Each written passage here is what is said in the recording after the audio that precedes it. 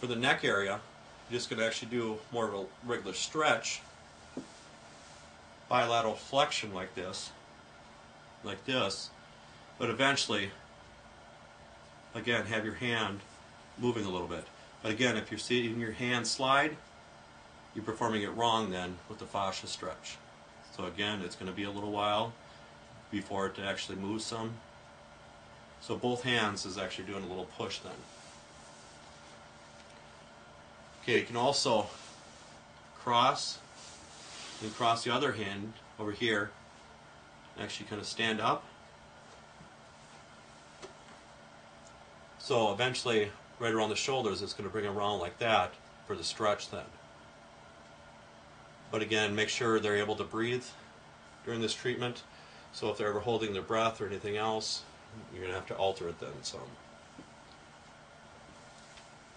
Okay, next one, more for the jawline, so you can actually hook under. And you eventually bring it around like this, so you don't have to use as much pressure when you're working on the face region. So also, especially if they have TMJ problems, you can actually kind of cup and eventually around like this then for the technique. If they have any kind of, with swimmer's ear, a little bit of buildup, but if they have an infection, stay away from it. But what you're basically going to do is actually going to hold up here. This is the planting area. What you're going to do is actually place your thumb right in the ear, and you're actually going to pull it down that way for 2 to 5 minutes. But that actually helps actually drain some with somebody that has swimmer's ear and build up a fluid in their ear. But again, if it's an infection, stay away from it then. Any kind of sinus headache, sinus buildup, you can actually kind of separate like this. So you're actually separating like this then. And you can even stand up and actually do that too.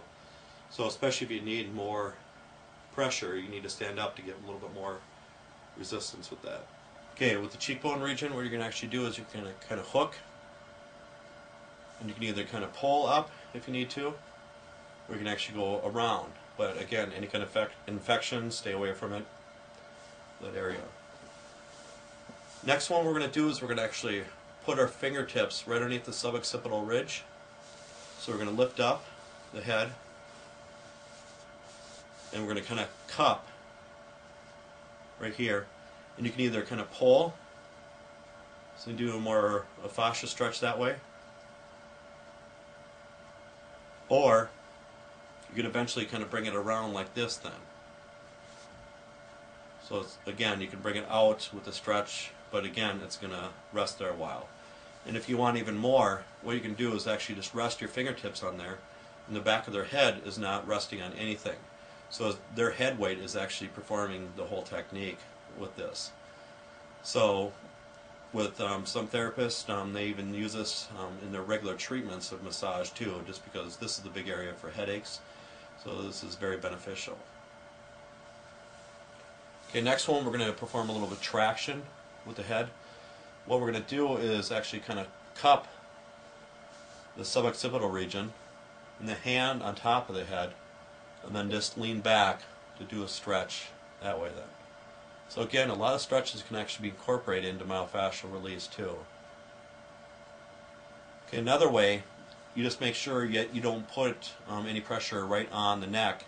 You're actually just cupping the mandible right here, the jawline, and then the other hand is still right underneath the suboccipital ridge. You're just going to lean back. You do a stretch that way too then.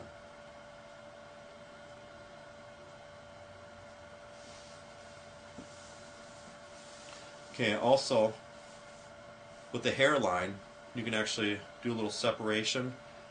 Actually going to push and then eventually separate with the thumbs, or with your palms too. You can compress and separate a little bit too then, okay? So it's just different ways you can incorporate into it.